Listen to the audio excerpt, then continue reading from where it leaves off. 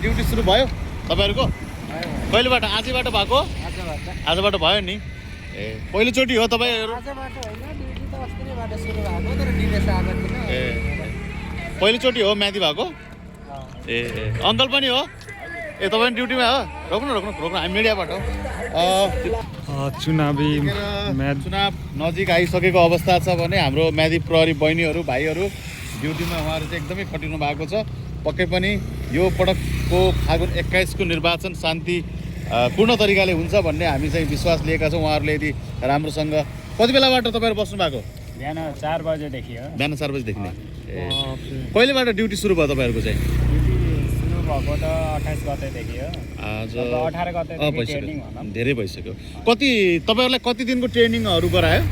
10 दिनको ट्रेनिङ 10 दिन त्यसमा के सिकायो जस्तो एक्सरसाइजहरु सबै पुलिसले गर्ने प्रहरीले गर्ने सबै एक्सरसाइजहरु गर्नुभयो पुलिस प्रहरीको जे हुन्छ त्यही नै गरायो सबै गरायो है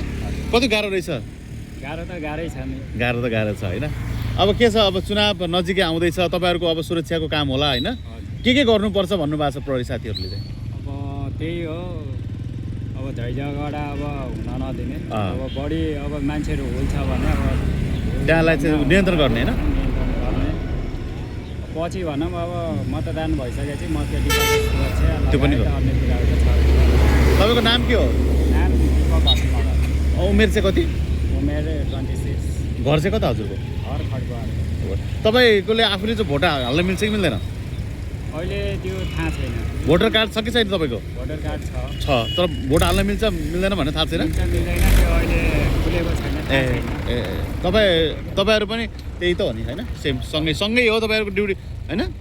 बहिनीहरुको घर चाहिँ कता ए अनि बहिनीको पहिलो पटक हो यो म्यादी प्रहरीमा के छ प्रहरीमै जागिर खाने इच्छा हो पछि त्यस्तो छैन पढाइ कति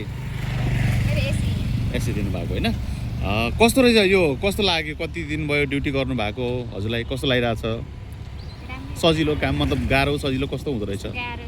त्यस्तो त गाह्रो छैन बिहान कति बजे आउनु भएको बिहान 4 बजेदेखि नै अनि कति बजेसम्म हुन्छ ड्युटी आज दिनभरि नै हुन्छ हैन बसे कहाँ छ ए घरमै बस्नुहुन्छ साँझ गइहाल्नुहुन्छ तपाईहरुको पनि त्यही हो सबैको ए घरमै जाने हो हैन यहाँ बस्ने व्यवस्था छैन खानपिन कहाँ हुन्छ तपाईहरुको खानपिन चाहिँ त्यही प्रहरी आफैले हो होटलमा या घरमा ए मतलब प्रहरीको त्यहाँ चाहिँ हुँदैन त्यहाँ अहिले अब बस्न खाने व्यवस्था छैन ल हुन्छ है उहाँहरूलाई धन्यवाद छ राम्रोसँग ड्युटी गर्नु होला अब तपाईहरुको हातमा छ है यो निर्वाचन गर्ने ल हुन्छ ल है